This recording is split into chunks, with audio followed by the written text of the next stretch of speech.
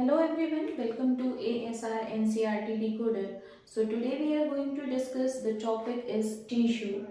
Tissue is what? The group of cell, है ना? Tissue क्या है? सेल का एक ग्रुप है. सेल ने ग्रुप बनाया, ग्रुप टूट भी तो सकता है, ठीक है.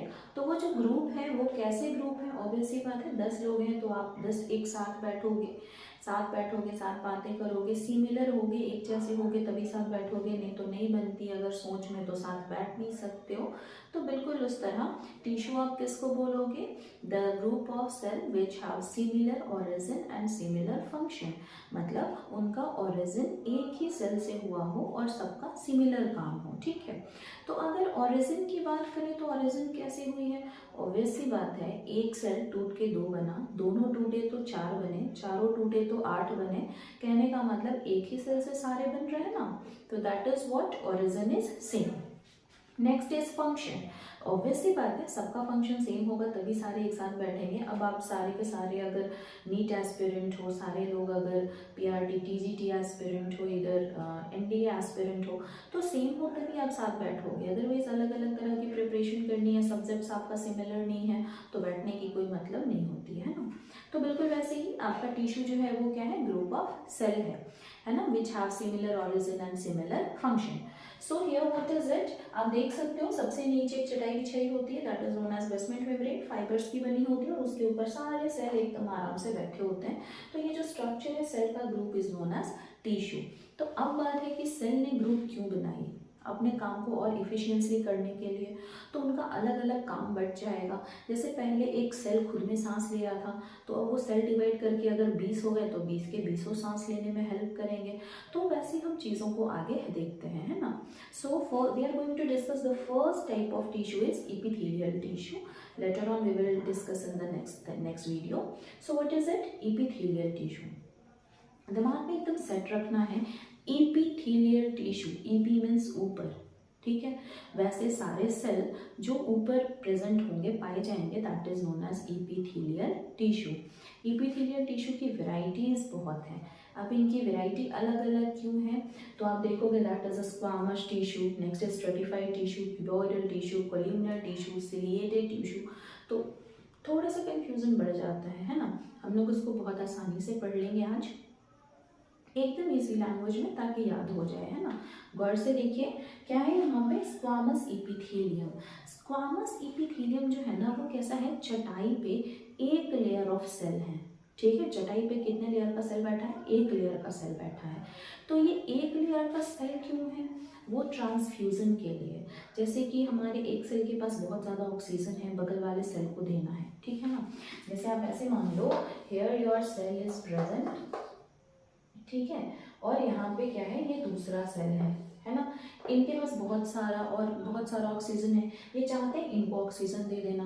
तो यहाँ से तो इनका जो दीवार है, this is a cell membrane. बड़ी आसानी से सेल मेम्ब्रेन से चीज़ें बाहर जा सकती हैं, इसके सेल मेम्ब्रेन से इंटर कर सकती हैं, पहुँच सकती हैं. अगर यही एक सेल के ऊपर और सेल होता, लेयर होता, तो फिर जाने में दिक्कत कर सकता था ना. तो बिल्कुल वैसे ही आपका जो स्क्वामस इपिथेलियम है वो एक layer of cell basement membrane पे है, इसलिए ये क्या है? स्क्वामस है. इसको आप पेवमेंट मेम्ब्रेन भी बोलते हो. क्या बोलते हो? इसको बोलते हो आप लोग पेवमेंट. क्यों? पेवमेंट मतलब बिल्कुल ये टाइल्स जैसे दिखते हैं, है ना. इनका शेप जो होता है वो फ्लैट शेप होता है और एकदम अरेंज होते हैं, लाइन में इनके ऊपर कोई और दूसरा लेयर नहीं होता. तो ये दिखते हैं चटाई जैसे, चटाई के ऊपर बैठे हुए टाइल्स जैसे. पेवमेंट मेम्ब्रेन, इनका काम क्या है? ट्रांसफ्यूजन का. कहाँ पाए जाएंगे? एल्वियोलाई में, ब्लड वेसल्स में. अब बहुत आसानी से सोचो, पहले ब्लड वेसल्स में, एल्वियोलाई में क्यों पाए जा रहे हैं? इसलिए क्योंकि वहाँ पे ब्लड वेसल्स से निकल करके ऑक्सीजन को एल्वियोलाई के अंदर जाना है, सॉरी CO2 को एल्वियोलाई के अंदर जाना है, एल्वियोलाई से निकल के ऑक्सीजन को कहाँ जाना है? ब्लड वेसल में जाना है.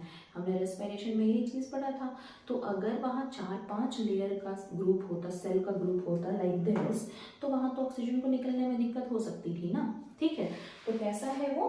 बिल्कुल ऐसा. ये आपका एल्वियोलाई है, एल्वियोलाई पे इस तरह से सेल बने हुए हैं आपके. ये आपका ब्लड वेसल है, ब्लड वेसल पे इस तरह से सेल बने हुए हैं आपके. ये जो आप लाइनिंग देख रहे हो, this is what? Basement membrane. Basement membrane, यहाँ पे क्या भरा है, यहाँ पे आया ऑक्सीजन, हमने सांस लिया, ऑक्सीजन आया इस सेल के अंदर, सेल से आया बाहर, बाहर से आया फिर इस सेल के अंदर, फिर आया यहाँ और यहाँ से वो चला गया पूरी बॉडी में। CO2 भी सेम पैसेज फॉलो करता है। तो कहने का मतलब है कि ये जो आपके टिश्यूज़ हैं ये ऐसे जगह पे प्रेजेंट होंगे जहाँ ऑक्सीजन का, पानी का आना जाना बना हो, बगल में देना है, बगल से लेना है, तो वहाँ पे ये क्या प्रेजेंट होंगे, आपके इपिथेलियल टिश्यू। अगर हम कंफ्यूज हो रहे हो ना कि इपिथेलियल टिश्यू कहाँ पाया जाएगा, नहीं पाया जाएगा, हम कैसे याद रखेंगे, तो याद करने का सबसे इजी तरीका है, क्या करो, आप ये सोचो कि कहाँ कहाँ पे ऑक्सीजन का, खाने का, पानी का डायरेक्ट कॉन्टैक्ट है आपके ऑर्गन से। ठीक है, जैसे देखो मैं आपको एग्जाम्पल देती हूँ, आपने सांस लिया, ऑक्सीजन आपके नाक के अंदर वाले स्ट्रक्चर को डायरेक्ट छू रही है, इपिथेलियल टिश्यू होना चाहिए। आपकी सांस जो है वो ट्रैकिया से होते हुए नीचे जा रही है, तो ट्रैकिया का जो टिश्यू होगा वो कैसा होगा, इपिथेलियल होना चाहिए। इपिथेलियल ही होते हैं वैसे सारे टिश्यू जो हवा को, आउटर एनवायरनमेंट को फेस करेंगे। आपके बॉडी के अंदर होते हुए भी आपका ट्रैकिया हवा को फेस कर रहा है, मतलब आउटर एनवायरनमेंट को फेस कर रहा है। ठीक है, तो आपकी बॉडी का हर वो पार्ट जिससे ऑक्सीजन, खाना, पानी डायरेक्ट कॉन्टैक्ट में आ रहा है, डायरेक्ट टच में आ रहे हैं, वो सारे किस चीज़ से बने होंगे, इपिथेलियल टिश्यू से। जैसे आपने क्या देखा अभी, नाक में अंदर प्रेजेंट है, विंड पाइप में। ठीक है, विंड पाइप से अंदर आपके ब्रोंकियाई में जाता है हवा, वहाँ पे भी यही होना चाहिए।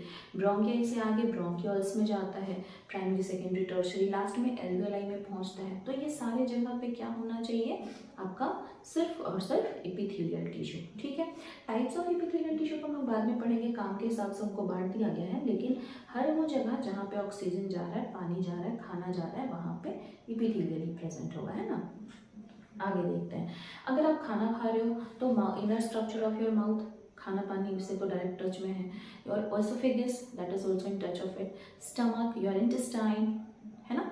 इवन तो यार ब्लड वेसल्स ऑल्सो, आपने जो ऑक्सीजन सांस लिया वो आपके खून की नली में ट्रैवल कर रही है, तो आपके खून की नली में भी क्या होना चाहिए, इपिथेलियल टिश्यू डायरेक्ट है। ठीक है, तो ये सारी चीज़ें हमें पता है। अब आगे देखते हैं, तो that is squamous epithelium present there for the transfusion, कहाँ होंगे, एल्वेओलाई में, ब्लड वेसल्स में। अब दूसरे तरह की टिश्यू है, उनका नाम है स्ट्रेटिफाइड टिश्यू। स्ट्रेटिफाइड मतलब लेयर अपॉन द लेयर। ठीक है, ये हमारा बेसमेंट मेम्ब्रेन है, इसके ऊपर एक लेयर हमने एक चादर बिछाई, ऊपर से एक और चादर बिछाई, फिर चादर बिछाई, इतने सारे लेयर्स लगा दिए सॉरी, लेयर्स क्यों लगा दिए, ताकि जो हमारा इंटरनल स्ट्रक्चर है, बेसमेंट मेम्ब्रेन के अंदर का जो स्ट्रक्चर है वो प्रोटेक्टेड रह सके। तो वो उनका काम ही हो गया प्रोटेक्शन देना ना, फिर क्योंकि ये तो लेयर में है इसीलिए कि ये प्रोटेक्ट कर सके। आगे समझ में बात, चलिए आगे देखते हैं। Next is cuboidal epithelium. Epithelium मतलब ये हवा, पानी, खाना को डायरेक्ट टच में लाएगा। क्यूबॉइडल इसलिए क्योंकि इनका शेप ही क्यूब शेप का है ना, इट्स लाइक व्हाट, ऐसा। ठीक है, cuboidal shape. So this is the basement membrane, upon it the cell is present, group of cell known as tissue. तो ऐसे दिखने वाले टिश्यू को क्या बोलेंगे, क्यूबॉइडल इपिथेलियम। ये बिल्कुल कैसा दिख रहा है, क्यूब जैसा दिख रहा है। एंड वेरी इंपॉर्टेंट थिंग, हम लोग जब नेक्स्ट को पढ़ेंगे तो एक डिफरेंस पढ़ लेंगे, वो बहुत जरूरी है। इनका फंक्शन बोला जाए, काम क्या है, एब्जॉर्प्शन एंड सिक्रीशन। एब्जॉर्प्शन क्यों, एब्जॉर्प्शन मतलब क्या, एब्जॉर्प्शन आप खाना खाते हो, खाना खाने के बाद जब आपके स्मॉल इंटेस्टाइन में खाना पहुंचता है, डाइजेस्टेड पार्ट, तो उनको उठाना होता है ना, उठा के खून की नली में भेजनी है ना, चीज़ों को एब्जॉर्ब करना है ना, डाइजेस्टेड फूड को। तो डाइजेस्टेड फूड को एब्जॉर्ब करने के लिए वहाँ पे कौन प्रेजेंट होगा, क्यूबॉइडल सेल। ठीक है, कॉल्यूमिनर सेल भी होता है, हम लोग आगे पढ़ेंगे। So what the work of it, secretion and absorption. Now come to the next, columnar epithelium. So if the question asks कि कॉल्यूमिनर इपिथेलियम कैसा दिखता है, तो आप कैसे बोलोगे, पिलर लाइक स्ट्रक्चर है। ऐसा लग रहा है कि बेसमेंट मेम्ब्रेन के ऊपर पिलर खड़े हुए हैं, है ना, पिलर लाइक स्ट्रक्चर। और इम्पॉर्टेंट बात क्या है, इनका जो न्यूक्लियस है वो हमेशा बेस पे होता है। देखो बेस पे न्यूक्लियस होता है, ठीक है, जबकि क्यूबॉइडल का क्या था, सेंटर में न्यूक्लियस। यही सबसे बड़ा डिफरेंस है, काम दोनों का सेम है। What is it, secretion and absorption. तो जहाँ पे चीज़ें एब्सॉर्ब करनी है, जहाँ पे चीज़ें छोड़नी है, वहाँ पे क्या प्रेजेंट होगा, क्यूबॉइडल या कॉल्यूमिनर। ठीक है, तो स्पेसिफाइड ऑर्गन्स हम लोग आगे पढ़ेंगे कि कहाँ पे क्यूबॉइडल ही होगा, कहाँ पे कॉल्यूमिनर ही होगा। ठीक है, ये हो गए हमारे क्यूबॉइडल और कॉल्यूमर। अगर क्वेश्चन पूछे what the difference between cuboidal and columnar, तो the very first thing is their shape. इनका शेप कैसा होगा, स्क्वायर शेप के, क्यूब शेप के हैं, ठीक है, और इनका पिलर लाइक स्ट्रक्चर है। एंड सेकेंड डिफरेंस इज इनका न्यूक्लियस सेंटर में प्रेजेंट है और इनका न्यूक्लियस कहाँ प्रेजेंट है, बेस पे प्रेजेंट है, ठीक है। इन दोनों का काम सेम है, secretion and absorption. Now come to the next, that is what, ciliated epithelium. Cilia नाम से ही आपको पता होगा, सिलिया क्या था, सारे प्रोकैरियोट्स के पास छोटे छोटे स्ट्रक्चर थे जो उनके मूवमेंट में हेल्प करते थे एंड मूवमेंट अटैचमेंट में भी हेल्प करते थे। तो आपके सेल के ऊपर भी छोटा छोटा सा सिलिया लगा हुआ है। तो आपके सेल के ऊपर सिलिया लगने का मतलब सिलिया ने हेल्प ही किया था लोकोमोशन में, मूवमेंट में। तो यहाँ पे भी सिलिया मूवमेंट ही करा रहा है, किसका, सेल का, नहीं, सेल का मूवमेंट नहीं, किसका मूवमेंट करा रहा है, अनदर थिंग का, ठीक है। इसके ऊपर जो भी स्ट्रक्चर पाए जाएंगे, जैसे आपको सर्दी हुई है, आपके सीने में कफ जम गया है, तो कफ जो है वो फिर आपको स्प्यूट बन के बाहर आता है, माउथ से बाहर आता है, वो कैसे, तो वो स्ट्रक्चर जो आपके ब्रोंकियाई के अंदर, सेकेंडरी या टर्शियरी ब्रोंकियाई के अंदर प्रेजेंट है, उसको सीलिया जो है ना, जैसे this finger like structure it is here the structure is present, या तो स्प्यूट बोल सकते हो या फिर जो भी कफ है आपका वो यहाँ प्रेजेंट है, वो ये धक्का देगा इधर इसके पास आया, ये धक्का देगा इधर यहाँ आया, ये धक्का देगा इधर यहाँ आया, और वो इस तरह से मूव करता हुआ कहाँ निकल जाता है, बाहर, ठीक है। इधर you can take example of fallopian tube also. तो फेलोपियन ट्यूब में क्या होता है, इस तरह से सेल प्रेजेंट है और उनके पास सीलिया प्रेजेंट है। एक यहाँ से चल के आ रही है, एक के पास तो मूवमेंट के लिए कुछ है ही नहीं, स्पर्म के पास तो टेल है भी मूव करने के लिए, एग तो मूव नहीं कर सकते।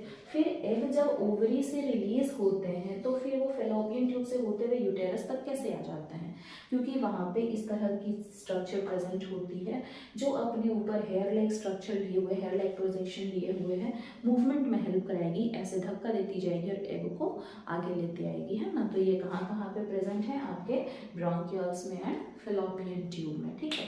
जैसे आप ऐसे देखो, आप देखे होंगे कभी कोई विनर है अगर, ठीक है, बहुत जैसे माही हमारे धोनी हो गए, तो अगर वो मैच वन कर जाते हैं, पूरे ग्राउंड में लोग भरे पड़े हैं, ठीक है, और माही को ऊपर उठा लिया, एक ने दूसरे को ट्रांसफ़र किया, दूसरे ने तीसरे को किया, तीसरे ने चौथे को किया, और ट्रांसफ़र करते हुए उनको ग्राउंड से बाहर तक लेकर के चले गए। तो what is it, the hand what we have it resemble to the cilia, ठीक है। सीलिया जो है वो चीज़ों को वैसे क्रॉस कराते हैं, वैसे से क्रॉस कराते हुए वो कहाँ ले जाएगा, जहाँ पे भी उनकी रिक्वायरमेंट है। तो that is ciliated epithelium. Next one is your glandular epithelium. Gland क्या है, तो ग्लैंड जो है वो अपने अंदर कोई चीज़ बनाता है, वो देता है आपको सिक्रेशन, है ना, या फिर किसी चीज़ को अब खींच लेता है, तो दैट इज एब्जॉर्प्शन। तो ग्लैंडुलर एपिथेलियम भी किससे मिलकर बना होगा, ऑब्वियस सी बात है क्यूबॉइडल एंड कॉल्यूमर से मिलकर बना होगा, है ना। तो इनका काम क्या है, सिक्रीट करना कोई भी चीज़। अब आप देखे होंगे किसी एड में, specially think it is the blackhead removal ad, ऐसा कुछ आता है कि फेस वॉश लगाओ क्लीन हो जाए। तो इस तरह का स्ट्रक्चर आप देखे होंगे कि एक स्ट्रक्चर है ऐसा, ठीक है, और यहाँ पे ऐसे गंदगी भरी है, यहाँ से पानी आता है, इनको निकाल के लेके बाहर चला जाता है। तो ये जो गंदगी है ये कहाँ से आई है, तो डस्ट एंड पोल्यूशन है। लेकिन डस्ट एंड पोल्यूशन यहाँ चिपक कैसे गया, ठीक है, यहाँ कैसे चिपक गया, तो एक्चुअली व्हाट इज इट, यहाँ पे जो सेल हैं ये सेल सिक्रीट करते हैं और वो सारा सिक्रीशन एक ही जगह पे इकट्ठा हो जाता है, और ये सारा सिक्रीशन एक जगह पे इकट्ठा हो गया तो ये स्टिकी है, ये पॉल्यूशन खींच लेगा, या तो आपका पिंपल आप समझ ही रहे हो, ठीक है, तो वो भी यहाँ ऐसे कलेक्ट हो जाता है एक जगह पे। ग्लैंड अलग अलग तरह के होते हैं, ठीक है, कौन सा, जैसे मान लो एक वो ग्लैंड जिसने बस यहाँ से रप्चर किया, कंटेंट को बाहर फेंक दिया, या फिर वो ग्लैंड जो इस तरह से टूट के ऊपर अपना हेड पोर्शन को ही छोड़ दिया, या फिर वो ग्लैंड जो पूरी तरह से बर्स्ट हो गए। तो ये तो हम लोग ग्लैंड को जब डीपली पढ़ेंगे तब जानेंगे कि क्या ही है हमारे ग्लैंड में। क्या ग्लैंड सिर्फ अपर पोर्शन को वो करता है, रप्चर करता है और कंटेंट को बाहर भेज दिया, खुद को डिस्ट्रॉय नहीं होने देता है ना। सेकेंड ग्लैंड जो है वो क्या है, एपोक्राइन ग्लैंड, वो अपना जो टिप है उस टिप को क्या कर देगा, डिस्ट्रॉय कर देगा और सारा कंटेंट इसके अंदर भर के छोड़ देगा, ठीक है, आधा डिस्ट्रॉय हो गया, आधा तो बच गया। लेकिन जो ये एंडोक्राइन ग्लैंड है, या फिर आप ये बोल सकते हो ग्लैंड जो है, ये क्या करता है, पूरी तरह से रप्चर हो गया और सारी चीज़ों को बाहर कर दिया। तो ये तो टाइप्स ऑफ ग्लैंड्स है, we will learn it later on. ठीक है, तो ये हो गया आपके ग्लैंडुलर एपिथेलियम, सारा सेल इधर क्यूबॉइडल और कॉल्यूमनर, इनका सिक्रीशन यहाँ रह जाएगा और फिर वो वहीं पे कंटेंट जमा करेंगे। तो ग्लैंड जो है आपके बॉडी में वो कौन कौन से ग्लैंड हैं, बहुत सारे। आप ग्लैंड को बोल सकते हो एक्सोक्राइन ग्लैंड है, एंडोक्राइन ग्लैंड है ना। एक्सोक्राइन ग्लैंड और एंडोक्राइन ग्लैंड किसको बोलते हैं, तो ये हम लोग डिस्कस करते हैं जस्ट।